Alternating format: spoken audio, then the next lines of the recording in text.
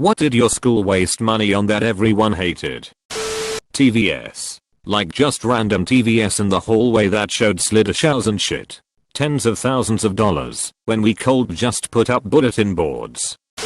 So back when I was still in schools, we had a combined lunch of 7th and 8th, 9th, and 10th, and 11th and 12th graders sharing lunch times. The school thought it would be wise to spend a ton of money on fake mashed potatoes instead of actual mashed potatoes. This was a huge issue because the old mashed potatoes actually weren't that horrible, but some idiot helicopter mom thought her poor sissy was getting too many starches during school and raised hell. It was this unholy abomination combo of water and powdered, I don't know, something. The kids were understandably furious because they were forced to ingest this gruel that they wouldn't feed actual prisoners. Either way, it looked like mashed potatoes in a way, but it was slimy and would stick to the tables, floor, or sometimes walls. The school started to notice kids were taking spoonfuls of mashed potatoes and flinging it at the wall, making it stick. This ended up in a lot of kids getting in trouble, the janitorial staff, bless them, having to clean up a ton of what looked like Satan's cum dripping off the walls and ceilings, and finally a school-wide ban on eating mashed potatoes with spoons. Yeah, like we are going to eat mashed potatoes with forks like some basic bitch. We absolutely hated the school's decision, but for a few days it worked. Silence across the cafeteria, but there was a palpable anger for the rest of the administration. That's when it happened. I decided that enough was enough and the school needed to bring back the good mashed potatoes. I hatched a plan. With a few of the tables, we were going to all buy 3 to 4 cardboard bowls of this Newtonian concoction, and we were all going to have a huge food fight. Everyone was in on it. The school had to break out a backup 20-gallon drum of this sewer sludge and scoop it onto our plates. Kids buying this shit by the handful. We were gearing up, like it was our final march into the depths of hell, to return to Satan personally, his excess baby fluid. The attack was scheduled to begin with a simple battle cry. When the clock struck 12:01, I sounded the call to arms, with a bellowing, for mashed potatoes. I hurled the first onslaught directly into the air, like a scene from a movie. The potatoes flew across the air in slow motion. My aim was true. My trajectory lined up, as if it was fired from a cannon. I hit my mark, directly on the back of the vice principal.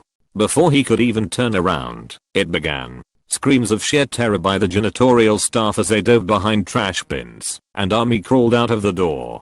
Potato everywhere, an absolute bloodbath. We gave the intro to Saving Private Ryan a run for its money. It was pure chaos.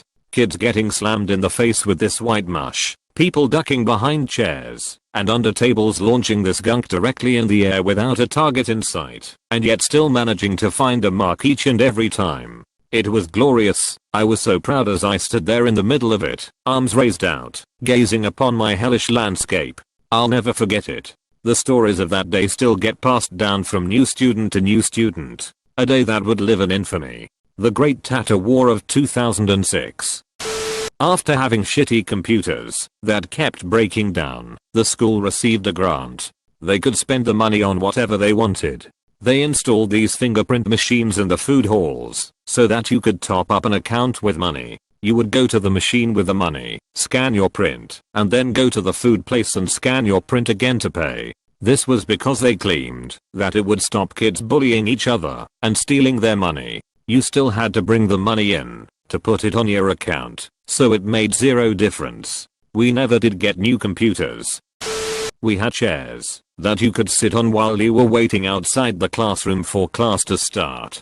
People fucked around with the mallet, and they were trashed. So our awesome janitor volunteered to make new ones by himself to reduce costs, so the school funded the material cost. They were really nice, but they got fucked immediately, so the school ended up having to buy new ones anyway. We didn't deserve it. Our high school expanded by building another campus just off-site, rather than build a second school completely separate, which was needed. Our school had over 3,000 students. They built half of a school about a quarter mile away. All new freshmen had courses in the second campus, but many sophomores and juniors had classes at both. You'd often see kids running from one end of campus to the other, because they had 8 minutes to go from one side to the other. Fuck you if you had to go to the bathroom, or stop at your locker. Oh, and it was atop a hill, so it wasn't just a casual stroll to the other campus. It was a hike. Administrators tried to give students a little extra time, but as you can imagine, high school kids took advantage of that and would show up to class 20 minutes late every day, so they cut that out. The school enacted a policy where, if you had 3 tardies in a week, you got lunch detention. After 3 lunch detentions over any period of time, you got Saturday detention, which was 6 hours sitting in the gym on Saturday with a pissed off teacher trying to keep everyone quiet. What they should have done was keep the separate campus to freshmen only. It was big enough to contain the 700 to 800 freshmen at our school, but they fucked it up.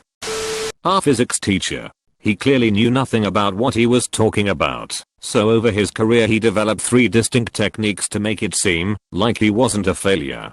Mr. P. 1. He would use the word govern as much as possible, as in the frequency of a swinging pendulum is governed by the mass of the object swinging. The thing is, he would say it as if it were a word that nobody else knew how to use. He'd put a particular emphasis on it and look you straight in the eye as he said it. Governed. 2. He would always look for an excuse to tell you about his old Ford that would rattle when he reached a particular speed. That, he would always say, was the resonant frequency of my Ford. And of course it's a great example, but it was the only real life example he could ever give of anything he taught us. 3. If those 2 techniques failed to convince us of his scientific prowess, he would change the subject to his failed career in football. It all boiled down to a single calf injury that, according to him, ended his career as a professional footballer before it had begun, that is. I got this. My school held some huge fundraiser to essentially extend the size of our school. They raised a lot of money and got one of our 3 main buildings built. They had a spare $100K left over, so they had 2 options. Buy air conditioning for the library and one of the other buildings, or buy one of the main execs of our school a new BMW Z3. They ended up buying the car for this bloke. A few years later it was discovered he was embezzling funds from the school. Worried about traffic on a main road through campus, they blocked it off and made it into a sort of concrete plaza. It had a lot of steps and railings, but nowhere to actually sit. There was no shade at all, so it was too hot in the summer, and in the winter the wind whistled between the buildings on either side and buried the plaza in snow. No one ever used it. In fact, out of curiosity I just checked Google Maps and it's a road, again. Lol. Here's to every time I had to weave through the narrow back roads between buildings to get from one side to the other. I was really looking forward to my second year of speech and debate too, which was competition debate. Class time was spent practicing for the 6 or small competitions we participated in. Small school, graduating class just shy of 100. A few weeks before the trimester started I was told I needed to adjust my schedule due to a class being dropped. The speech class had been removed due to budget. Our budget was only $200 and we already paid nearly every expense out of pocket. No chance to have a fundraiser, nothing. Just drop the class. That spring they started construction of our new $4 million gym. Our existing gym was structurally fine and never ran out of room for any occasion. This was the year after they spent close to $1 million classing up the football field. Fuck me for thinking academics was more important than sports. Go team. A Mac lab in my high school. It was meant to be for video editing, Photoshop, and creative projects in general. It was supposed to be for the media students only, but in the end, everyone was banned from using it because somebody stole a mouse from one of the computers. The amount of money that we spent on it could have been used to field the school's first ice hockey team, which we had wanted for more than one grad party. Our year didn't have one due to lack of funds, or just to de-ghettoize the school in general. It's not all bad though. For one, the year after, they got the hockey team going and had a grad party. The hockey team lost all 20 or so games that year. The party was apparently lame, and to this day, the school still remains ghetto. I'm sure that many of the schools mentioned here have indeed misused funds, but I feel that there's been something largely overlooked that's worth mentioning. It's incredibly common for a school, public elementary school, private research institution, or anything in between, to receive donations or grant money for very specific things. That money cannot legally be spent on anything else. If, For instance, a particularly pitifully funded school needs to purchase new textbooks for a classroom, but receives a large donation from a well-meaning local to build a shiny new pool facility. They must legally build a shiny new pool facility. It does not matter that the money was sorely needed elsewhere. The school's administration usually has no power to reappropriate funds. The goddamn outdoor classroom, incoming rant. In grade 7 the principal spent $10,000 on ugly rocks and shit and these dumbass grassy mounds, so kids could learn outside. The school had less than 200 kids, so $10,000 was a lot of the budget. All this little piece of trash did was rot while taking up our schoolyard. Plot twist: the stupid grass mounds had baby rabbits in them that were murdered by the grubby elementary school kids and their grabbing fucking hands. Plot twist 2. Electric boogaloo: half of the rocks were on the neighboring church's property. The principal spent even more money building a giant ass fence around the church, so the school felt even more like a prison, and cut half of the playground we'd had for the past 9 years. I hope that principal ran the school into the ground after that, because she sure ruined my time there. Rant. I might need help. My college had a couple things that students continually bitched about. The flowers. It was rumored that the flower budget was around $100,000 a year. Private school, private budget, and it was pretty believable because every 2 weeks new flowers were going in, even in the winter time. The clock. This big ass ugly clock was erected right in front of our dining hall, and while I realize it was probably a gift sponsored by a donor, that money should have been allocated to something else. It even had the I instead of IV at 4 o'clock, which was irritating. The auditorium was renovated, and they installed ridiculously expensive Italian marble in the foyer. It looked fantastic, but considering we were a sports-heavy school with a small handful of artsy kids, it was a big waste. I'm in a small all-boys private school, and recently they employed a business manager who is on £45k and does nothing but buy unnecessary things. For instance, just last month he bought 80 iPad minis so that we can sign in when we arrive and leave school, which is totally not necessary and just a waste of time and money. I thought a business manager was there to budget and to manage the school's financial spending. If they get rid of him, they could be saving plenty. My district had to build a bigger high school because the one we already had was too small, and it was changed into a middle school for 7/8 graders. They hired a new company that didn't specialize in building schools to build a new high school, which was their first ever project. The school was supposed to be 3 stories in the shape of a square. They messed up the ground level, and the second and third floors were in the shape of a U. To recap, the school was supposed to be 3 floors in the shape of a square. The ground floor is a square and the second and third floors are U-shaped. The reason everyone hated it was because it was harder to get to your classes if you were on the other side of the school.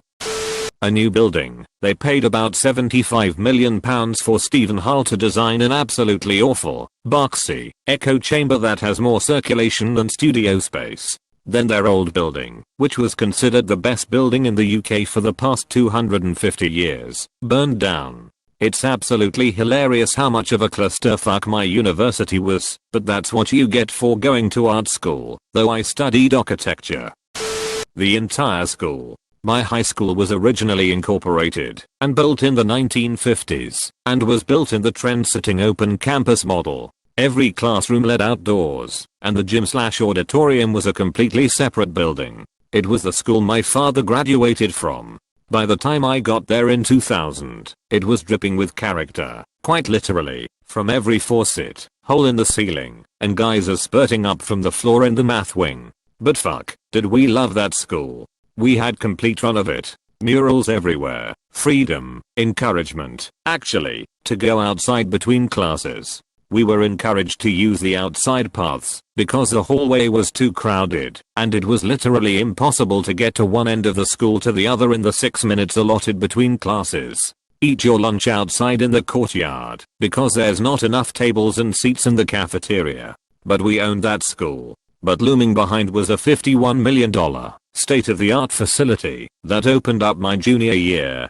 It really was beautiful. Olympic-sized pool, 4-court field house with indoor track, 32-inch TV in every classroom, brand new football field, etc., etc. And we hated it. We weren't allowed outside. There was a fully enclosed courtyard that we weren't allowed out in for security reasons. We weren't even allowed to have bottled water outside of the cafeteria for fear of messing up the brand new $51 million state-of-the-art facility. The custodians were actually instructed to go through classroom trash bins and report any food wrappers. I had a teacher who would take his home in his briefcase. My fellow class officers and I fought administration tooth and nail to be allowed to have our graduation on the football field, as had always been tradition, to deaf ears, because it would ruin the field.